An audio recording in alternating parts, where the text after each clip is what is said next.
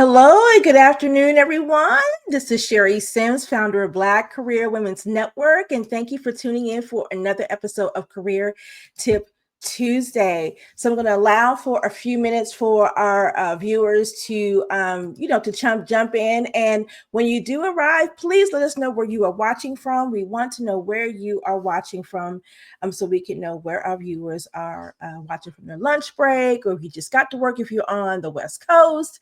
But we want to know where you are. So again, my name is Sherry Sims, founder of Black Career Women's Network. And today's topic, and this is a topic that I hear people talk about all the time, but we've never covered this on Career Tip Tuesday here at BCWN. And we're going to be talking about 6 reasons why you should not accept imposter syndrome.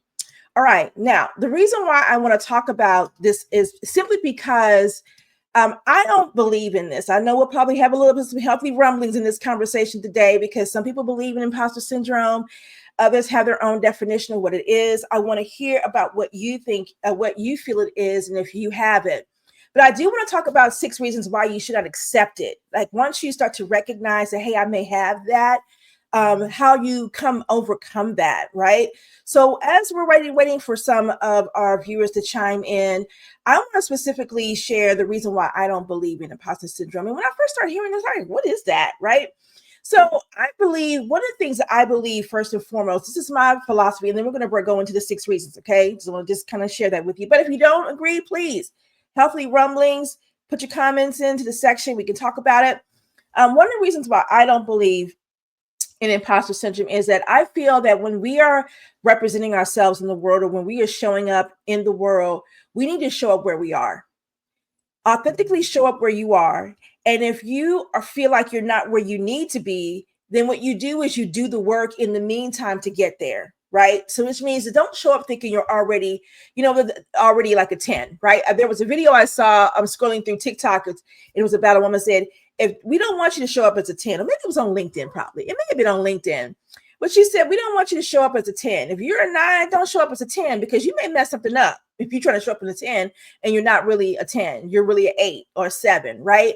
So I always say when you show up where you are, and do the work behind the scenes to improve and get better, right? So if you're someone who is currently a director and you desire to be a VP in a role, do the work to understand what it's going to take to be a VP. So that way, when you get to the role, you're not only prepared, but you will sustain the role because you've done the work and you understand what is required at that level.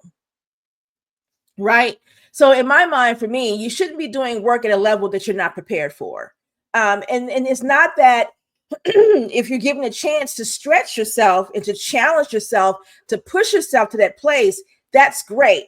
But you shouldn't show up in that place if you know that you're not 100% ready. If you're given the opportunity and they're going to support you for your growth and elevation to move into that role or groom you for that role, that's a different story. But this is really about, showing up in a place that you're really not, ready for in your mindset, because it is a mindset shift. It's a lot of other things as well. So I want to talk about this. Let's break it down and talk about it. So the first one is, reason why you should not adopt that, or reason why you should not accept it, is because it undermines your confidence, right? We always hear about people who are scrolling through and seeing what other people are doing, and they start to feel like, man, I should be doing the same thing. Not necessarily true.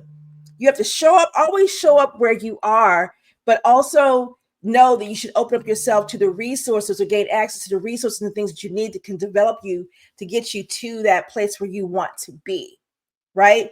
If you're someone who is more of a creator and you're like, okay, I don't see anything out here like what I'm looking for, I'm going to create it, then do the work to create what it is you're trying to be a part of, or want to be able to see others be a part of as well. So 6 reasons why you should not accept imposter syndrome is because, 1, it undermines your confidence. It really does, especially if you're looking at what other people do. And we all have a bad habit of scrolling through, seeing what other people are doing. And sometimes some of us, not all of us, are like, man, I should be doing that. No, do what feels right for you. Do what feels right for the impact you're trying to create, or what it is you're trying to accomplish in your specific job responsibility, right? If you still, like, again, if you're someone who is an individual contributor who desires to be a director, yeah, you might want to start doing the work to prepare for something like that while you're in your individual contributor role. You could be, work on having that director type level presence in your individual contributor role before you actually gain the title, right? And I think that we also have to be confident where we are too in this space. If we're not where we want to be and we're working on getting there, let's make sure that you are exuding confidence in what you're currently doing, and allow others to see that as well. So that they can also picture you in that role too. So there's other things that you can be doing, right? See yourself in the role, do things to help others see you in the role as well, and just make sure that you are exuding that confidence that you need to get to that next level. Number two is it distorts your reality. Some people may not agree with this. I highly agree with it. I do think it does distort your reality when you are moving in a place of imposter syndrome, because if you are thinking you're a 10 and you're really and you're really an 8, you're not really moving like a 10. You may think you're moving like a 10, but you still have work to do to really have others really see that. And it also depends who your audience is, what you're trying to convey. Where are you showing up? Is this at work? Is this someone who has a brand and they're showing up in social media? What does that look like? And I think too, sometimes we have, again, doing the work to get there before we actually are there, right? I remember when I started BCWN and I had to put my title down for what I am. I'm like, well, I'm a founder of this. They're like, yeah, but you're a chief executive. You're the leader of this organization. I'm like, well, I was like, well, I'm not a chief executive officer. I don't have anybody reporting to me. This is back when I first started. I'm like, I don't have anybody reporting to me and all that. But then when I thought about it, I said, you know what? I am a chief. I'm a chief because I founded this organization.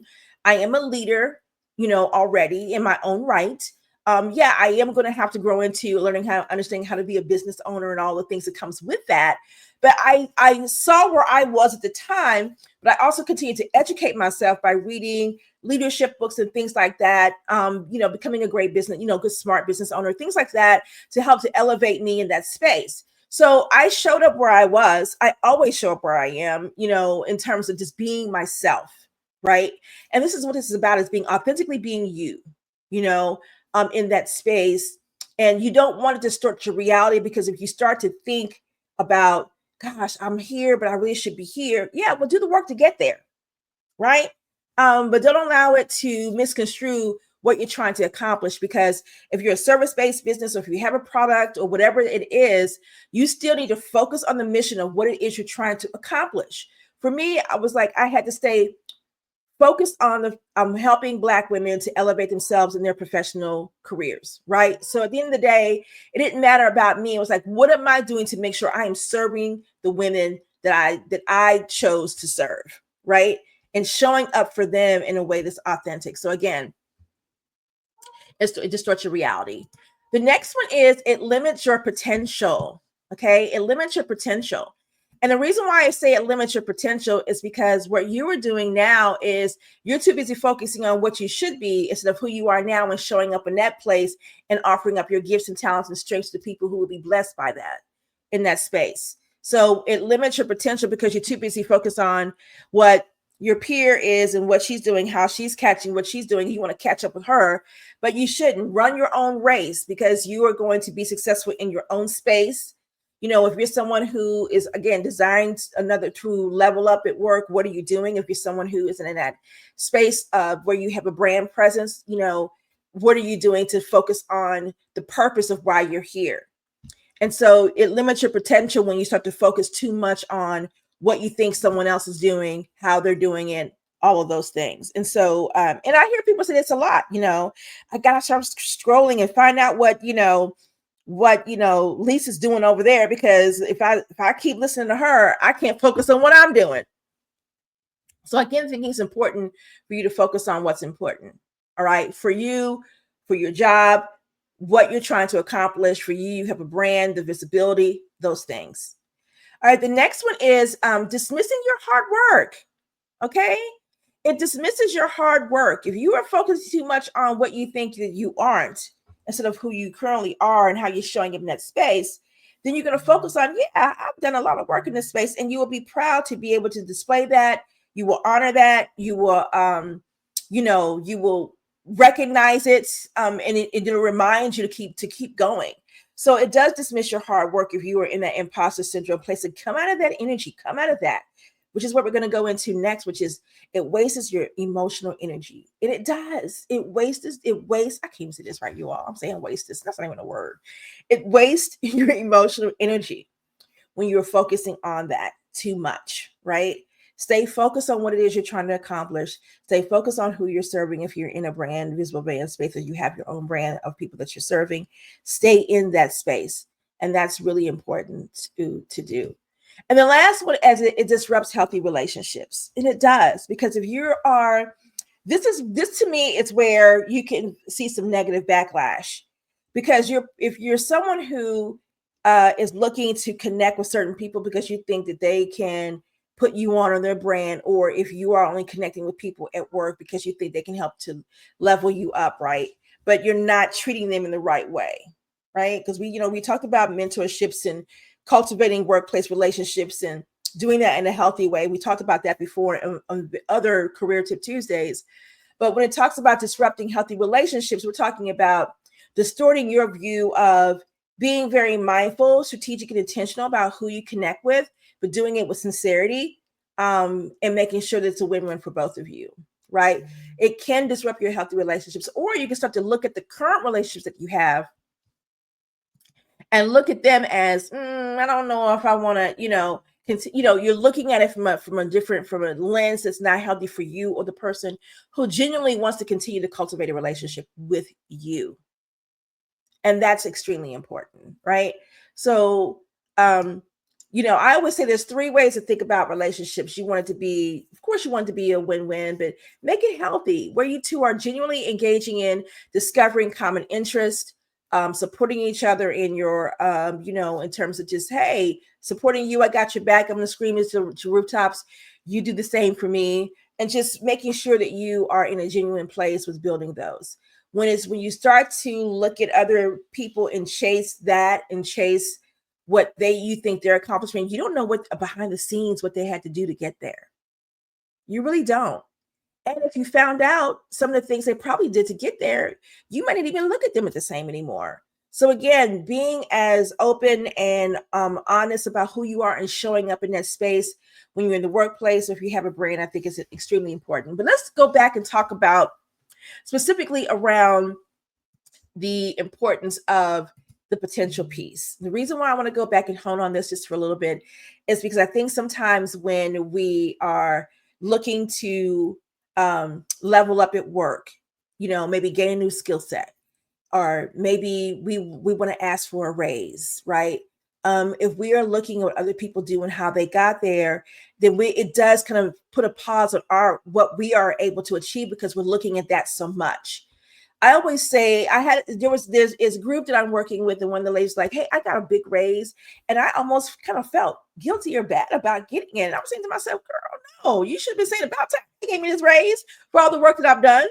And so again, I think that as women, and I'm not talking about just Black women, I think women overall, because I have heard this with other women as well that are not Black women, to how they feel about being promoted, how they feel about getting a raise, who they're working with other men who are in the same space, right? Those male dominated fields and things like that, and how they feel about showing up, or feeling bad because they have a family and they're still struggling with this work-life balance, and feeling guilty for wanting to still have ambitious desires to be successful, but yet still have a family.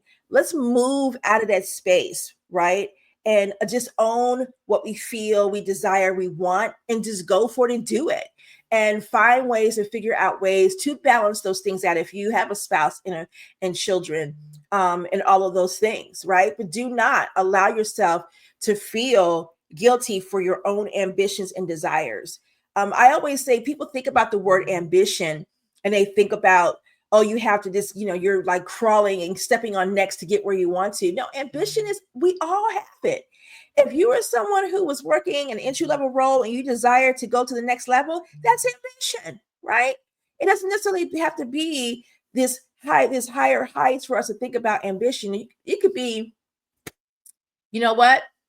I've got a two-door Hyundai. My next car, I want to be a Chevy Tahoe. Guess what? Now you have ambition and drive to make that happen. So those are the simple things I think sometimes we start to feel guilty about that can also limit our potential, because if we feel like that we're not there, then we don't deserve it. And if we're working hard for what we want, we deserve it, right? If we are doing the putting in the work to accomplish what we are looking to accomplish, whether it's at work, at home, our lives, whatever that is, you deserve it. You absolutely deserve it. Don't allow for what you see in other spaces to limit your potential, right? If you're not sure what that is, then take a course, join a coaching group. Join a group coaching program. Find a support group locally of women who have adopted to be accountable, hold each other accountable, and support one another. So there are different ways that you can really help to seek support to help you to believe in yourself more and know that you have the goods to get it done. It's a saying that we always hear, right? If God gave you the provision, He gave you the vision, he gave you provision, right? Which means that he's giving you the means to get it done. You may have to discover what those means are to get it done.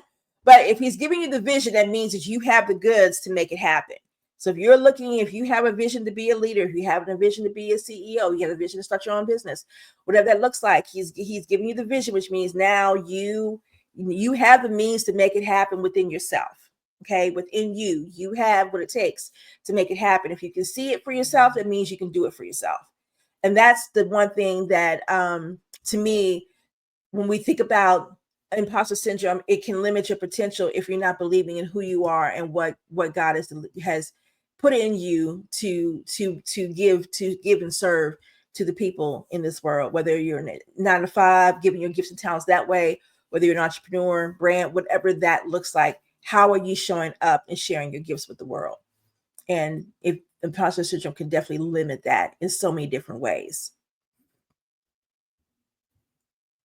Another thing, though, I want to talk about real quick. I'm going to go back to this one about wasting emotional energy, because I think let's talk about the feelings that comes from imposter syndrome, what we feel, right? Feelings of not being enough, feelings of, the fear of missing out, right? That FOMO that you always hear about. Those specific things, those are things to me that the emotional aspect of what can be taxing for imposter syndrome, for those who feel like they identify with it, that it can create a lot of waste a lot of emotional energy, which also is a distraction for what it is you need to accomplish, because now you're focusing on something you should not. So I always say, take some time to do a reality check about where you are, what you've accomplished, which is part of what we should be doing anyway. We're year end. So we should be talking about, looking at our year and reflecting on what we have accomplished and what we want to do moving forward into 2025. So again, I hope this was helpful to talk about these things in reference to, why we should not accept imposter syndrome. And then let me know, you guys are awful quiet today, which is okay. I can still keep moving and talking about this. We want to make sure that we covered this just a little bit. And we could talk about this more. I hear about this all the time. And again, I've already shared my views and thoughts about it. I am not someone who believes in imposter syndrome, because to me, it takes away from showing up as your authentic self when you do that. Stay away from that. Stay away from that word. Don't believe in it. Show up where you are, who you are in this moment, and do the work to level up to the place you really desire to be, and take those steps to get there. Because it allows for you to show up as authentically as you can at every level and stage of where you are. And it makes it easier to show up and be you when you do that. And so just remember that. Show up and be you at every level and stage of where you are. That whole fake it till you make it, let that go. Let that go. So if you're someone who's in that space where you feel of missing out or feeling this way, let's work together to get past that and be in a place to where you're showing up and being you, showing the goods that you've got right now, but knowing you're behind the scenes doing the work to where you really want to be. And that's all I have for today, you all. So